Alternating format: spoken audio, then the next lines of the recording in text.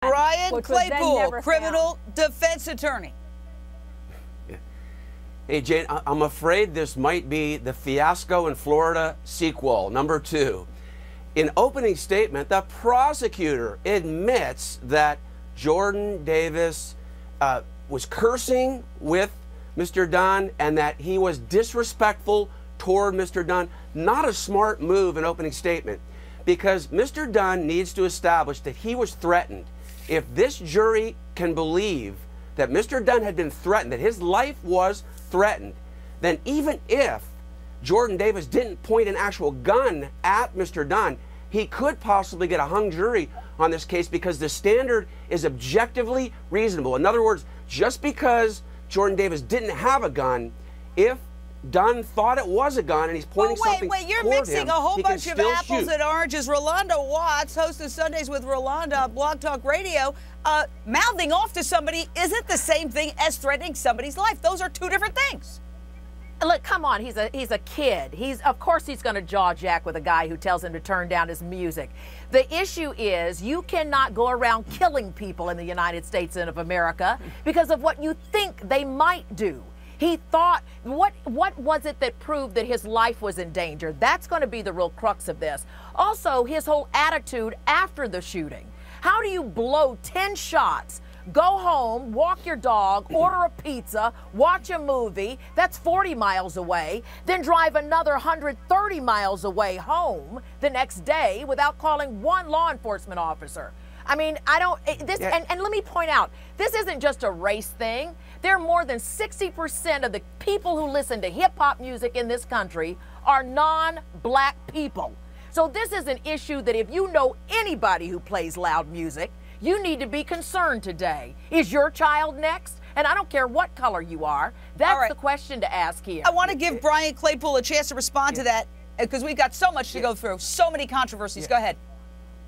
Hey, Jay, the fact that Dunn goes back with his girlfriend to the bed and breakfast and orders a pizza does not show consciousness of guilt. It actually supports the proposition that he reasonably feared for his life and that he felt like what he did was reasonable under the circumstances. If it was consciousness of guilt, he would have driven off to the desert like Jody Arias and popped his throat and thrown his gun out in the middle of a field somewhere. So I think that's a non-issue. Boyce Watkins. His point of view.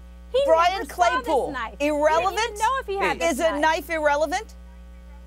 Jane, I disagree. Technically speaking, the knife might be irrelevant, but in a world of human nature, jurors always look at the victim. And if the victim is not a good person, they're carrying a weapon, jurors tend to hold that against the victim, whether we like it or not. All right, well, I want to stress that this young man who was killed had no criminal record whatsoever. 1-8 minutes. Okay? I got to go to Brian Claypool on this, criminal defense attorney.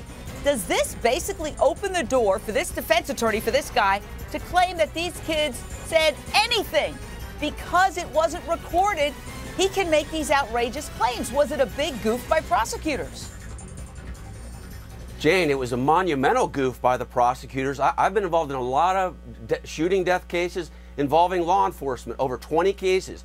I will tell you, every one of those cases, crucial witnesses, especially the folks in a car where somebody's killed, their statements are recorded. That piece of information about Jordan Davis possibly grabbing the handle and trying to get out of the door is crucial in this case, because now you have, if it's believable and you've got evidence of it, you've now got Dunn, you know, with a threat to his life, Jordan possibly getting out of the car, and it is now potentially reasonable that he's got to shoot because he's afraid 1 against 4. So Rolando Watts, Brian Claypool. Yeah. Hey Jane, get Angela Corey on the phone. Where was she in the George Zimmerman trial? She wasn't involved in that case. Why is she previewing evidence tomorrow? She's signaling she thinks she has a slam dunk in this case. She has a real problem because the cornerstone of this case for Dunn is, did he feel reasonably threatened? Was his life reasonably threatened? And right now, there is evidence of that. She's going to have to deal with that.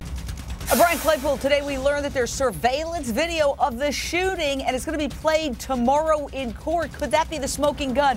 If it shows that the victim threw popcorn at this retired cop, and if the retired cop can successfully argue, I didn't know what was being thrown at me, could that be enough to quit?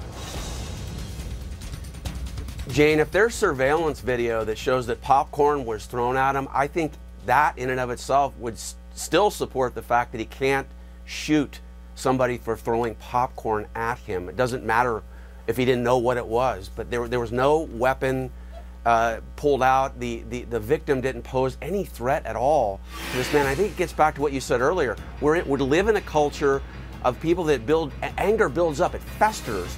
They don't have an outlet to channel it, and then something else happens that triggers the rage all that happened that right rage comes out. All that rage. I call it the "how dare you" syndrome.